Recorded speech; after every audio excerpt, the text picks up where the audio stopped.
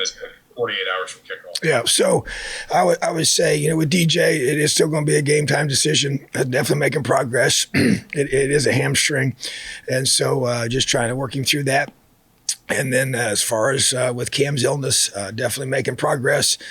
He's the guy that we're hoping to get back, but not been decided for sure. So, but those will be game time decisions, both those guys. Jack and then Dustin. Hey, Tom.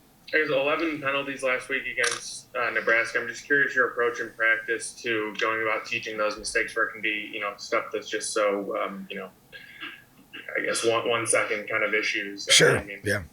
There's no doubt, those things happen, in the moment when they got to be avoided.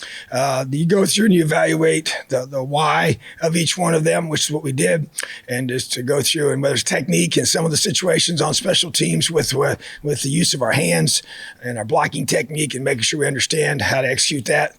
Worked on that. Sometimes you make replacements on guys if a guy is not able to get it fixed, and then also just the execution of our offense to be able to. That's just, to me, that's repetition. That's getting guys in the right spots in regards to their alignments, making sure they're on or off the ball with the tempo that we use. And so we got to make sure. But that's been obviously a focus for us because those cats, as we call them, crimes against the team, those kill drives on offense. And so we got to eliminate those. And then obviously the one selfish penalty which we had is a personal foul after a play on the special team that was handled from a discipline perspective. So because that to me is lack of discipline. So they're all a little bit different, but they all been addressed for sure. Dustin and Matt Weaver. Tom, just wanted to, you mentioned just Cam still working through something. I know DJ was working through some illness. I guess Deshaun had as well. I mean, have you guys had a bug moving through, and is it finished, I guess, or is it something? Well, I hope so. So I wouldn't necessarily call it a bug. There are two different types of things. But we have had some guys with some just those kind of things popping up, and we try to do everything we can do to get our guys proper vitamins, which we do that on a daily basis, and making sure they're getting proper rest, which I know that's part of this whole process. And so, but yeah, it's just, you deal with them individually as they come. You do everything you can do it's not COVID related, but you're still, the washing of our hands is always a big deal in any way to try and keep things from spreading to teammates as well. So yeah, you're just, things like that are tough, but you just isolate them, got a great medical staff, follow their advice. But the big thing is guys taking care of their bodies and making sure that they are getting the proper rest and getting the vitamins in them to be able to keep them healthy. Yeah, and Jim Coyle. Hey, Coach, how you doing? I'm good, buddy. How are you? I'm okay. On offense, sometimes, obviously, you guys are passing the ball better than you did last year, but, at times there's been some inconsistencies. I know you can't control this in the flow of the game, but any emphasis on trying to get the tight ends more involved, AJ and Aaron, and I guess in your point of view, how important would that be to kind of open up the perimeter if you can get some plays down the middle of the field with those guys? Yeah, I think it's important. There's no question. And we got to make sure when those guys are targeted that they do a great job securing the football, make those catches. And yeah, it's been a priority without question to be able to get all those guys, at every different position that to be as balanced as we can be in terms of ball distribution, to be able to not allow them to key on any certain area or schematically, form a line up to certain formations in certain ways because of not concerned about the production of a certain position. So definitely a focus, get those tight ends involved. And, obviously we've had some injuries at that position, other spots as well, other guys, but just trying to keep those guys healthy and involved. Jim and Seth. Hey, Coach, this week you're probably going to go up against your biggest challenge yet, obviously, defensively, a team that has run the ball extraordinarily well. And you guys have started to have some problems with the run. What have you done or have seen to maybe stem that tide with this Michigan team coming in? Yes, definitely a huge priority. They do run the ball extremely well. It's the strength of their offense. They throw the ball effectively, but there's no question they want to establish a run game. So it's about gap fits. It's about tackling. It's about pursuit.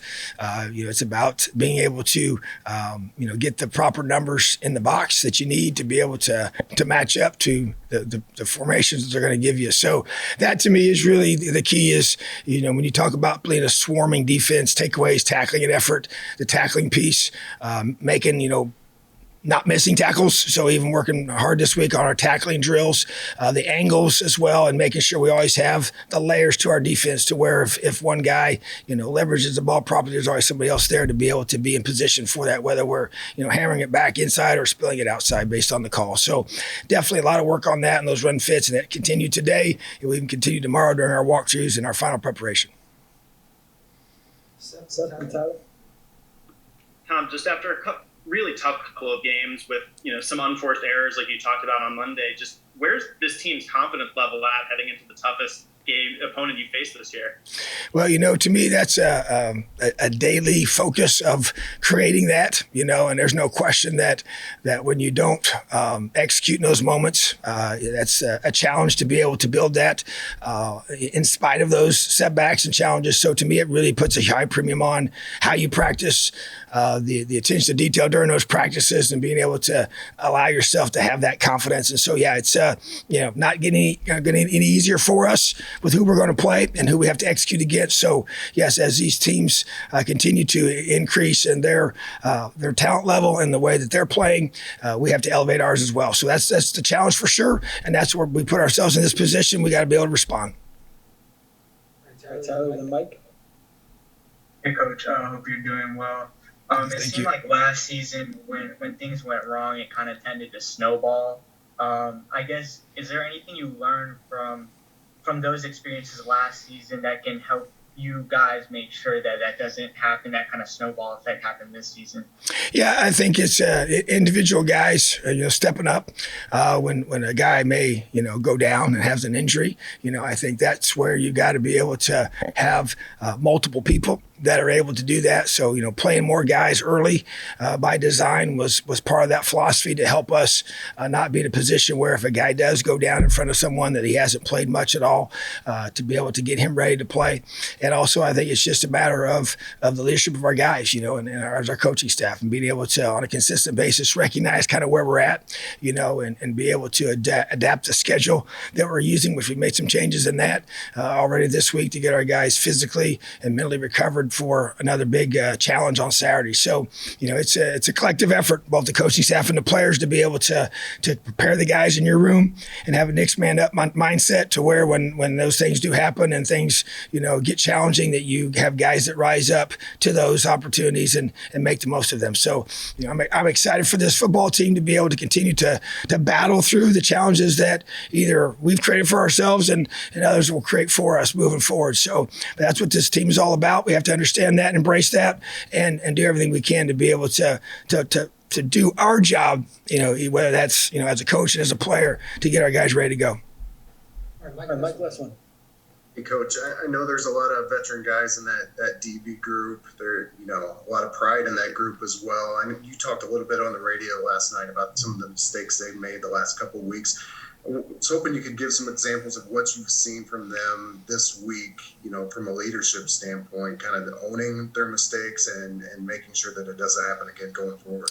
Yeah, I think, Noah Pierre's been one that's really stepped up, and then in terms of verbal leadership, and Brian Fitzgerald's another one as well. And then I think, Taiwan just kind of taking ownership of his mistakes he's made, and sometimes it's been technique, and sometimes it's been eyes and things like that. So to me, it's just how you prepare, how you practice. That creates the ability to eliminate those mistakes moving forward. And so to me, it's the communication as well that we have to have as a unit. And once again, that comes back to the leadership I mentioned with Noah, and I think he's done a tremendous job this week of stepping up, and he needed to. I challenged him about that myself, and he's responded.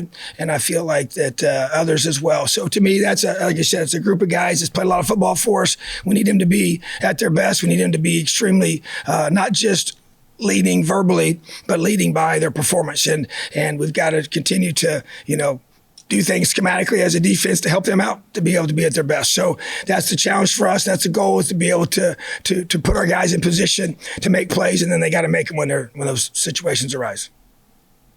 All right, thanks, Tom. Awesome. Have a great day. Leo.